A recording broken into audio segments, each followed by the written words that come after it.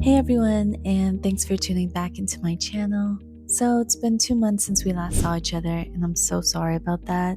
Summer's always crazy busy. I only took a few days off, and I just don't have good enough systems in place yet to stay consistent with my content. But it's always fun to look back and see everything I've done and accomplished since then. They say people overestimate what they can do in a day, but underestimate what they can do in a month. And honestly, in a lot of ways, my life is completely different since the last vlog. You'll see why soon. The TLPT was kind enough to fly me straight from Montenegro to Jeju for their signature series right after the last Triton events I played. The lineup was set for good cash games and high roller tournaments, so I naturally said yes, hoping to finally turn my horse year around. Okay, I am going downstairs to play some cash game. I think we're playing 400, 800 or 200, 400 with squid or something. That is Hong Kong dollar. I think it's not a huge game. It's the equivalent of like 25.50 or something. Okay, let's see if we can make some money from Triton back. Okay, I just got back after my cash game. I think I might have gotten a little cocky by posting on Twitter about how soft it was. And we got punished. I'm not gonna talk about any bad beat stories, but there was a time when I had aces after 4 cards with the best hand, and then when the last card came, I no longer had the best hand for a very, very big pot. And then we got fake coolered in a 4-bet pot when we made 2 pair. I mean, it was still a really fun game. I want to run better while I'm here. There's some tournaments tomorrow and the following day. There's like a 5K, 15K, 25K. I think maybe 2 25Ks. So hopefully we can run better in those and yeah, make something of this very long trip. Unfortunately, the downswing just kept going and I lost 2 of the 3 sessions of cash games I played. I can't say I played especially well, however, I was jet lagged and unfamiliar with the players, the format, and even the denominations initially. Luckily, this was all in RMB and not a super big game, but it was still a loss of over 90,000 US dollars, and that's despite the game itself being pretty darn good. Our sessions weren't very long, so not a huge sample size, only about 6 hours each, but we didn't start filming until that day's tournaments ended, and we could only play until production needed to wrap. My headspace just wasn't quite there, and I wasn't running well, so there were a lot of hands where I missed value bets or bluffs, but there were still some good hands I was happy with, including this one with a spot I took against this Vietnamese VIP. I'd played versus Min in a bigger cash game before, so I knew he was on the stickier side and he didn't love to fold and doesn't really tolerate being bluffed. But I felt like my table image was pretty perfect for it, and I had a perfect hand I could turn into a bluff. Here's how it went. A player I was playing with for the first time raises an early position to 4K,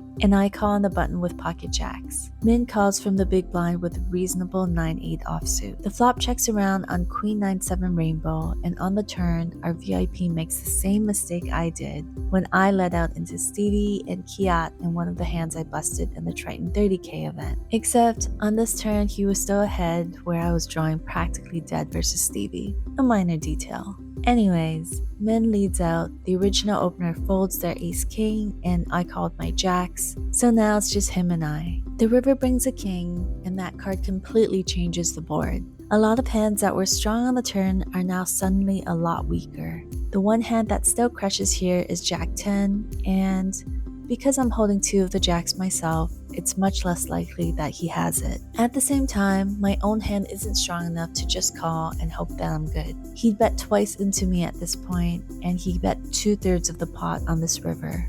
I figured I had just enough chips behind to make a convincing all-in bluff and get him to fold a better hand. I've been somewhat quiet so far, down a bunch and losing my all-ins, so I was confident I'd get credit for having a bigger hand here, especially with our history in the bigger games last time I was in Jeju. Unfortunately, this hand didn't quite make up for all the all-ins I lost that session, but it was a tiny point of redemption. Okay, day 3 of cash games. I started off having to bluff my jacks and then lost a stack with queens versus ace king, which is kind of boring. Still stuck a little bit right now, but game is pretty good. We're playing short-handed and still gotta try and make my money back this trip. Okay, today was the 3rd day of cash games. It did not go well. I mean, the game was so incredible. But we got into 2 flip situations for all of it and didn't win either. The first was queens versus ace king, lost to the VIP. The second hand, we had a royal flush draw with king 10 diamonds on queen jack, both diamonds 6. And the second VIP had queen 6. He ended up banking a king on the river, but it was not enough. So yeah, we're down like 300k today. Doesn't feel great. We tried to play after, but one of the VIPs was a little drunk and his friends didn't let him. We were gonna play 4-handed. That didn't happen. So yeah, I am stuck on this trip and I think I finished 6th in the 5k bounty. Tomorrow is the 15k high roller. Still a few good tournaments left, so we'll wait and see what happens.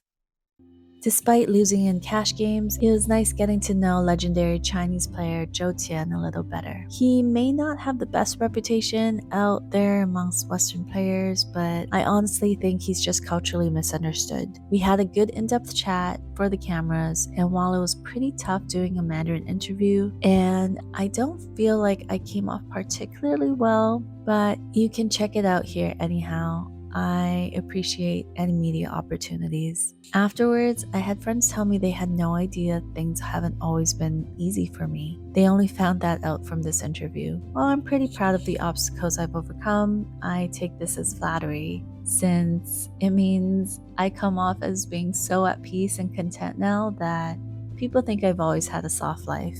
So we're down a bunch of cash games, but there were still some good tournaments at the series. One thing that I thought was really cool, the winner of the 1.75 million Korean won main event was a woman. She was so sweet and wanted me to come up with her on stage after she won. Like I keep saying, you're only going to see more and more women crushing around the world, and I was incredibly happy for her.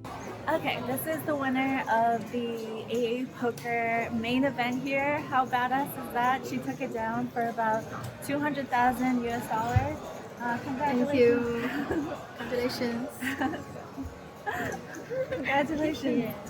I didn't have much luck in the other few events, but on my last day, I made a final table where the top 3 spots got paid, and I felt like my luck might turn around. With 8 players left, I got into this interesting multi-way hand. Zhou Tian raised from first position, I re-raised from the hijack with ace king, then Dan Jungle Man cold 4-bet over both of us from the cutoff. Zhou Tian is obviously a seasoned top pro, and after a long time, and with me left to act behind him, he folded, which he really can't be faulted too much for, despite being the covering stack. I think he mostly assumed circumstantially from body language, bet sizing, and my rapport with him that we were both pretty strong, and his queens were just no good, and maybe he didn't even want to gamble versus one of us having ace king, since there were still shorter stacks at the table and he didn't necessarily have to put most of his chips at risk. Jungle Man's non-all-in re-raise size probably also screamed strength as well. As luck would have it, Dan and I both had the exact same hand, so we both lived to see another day.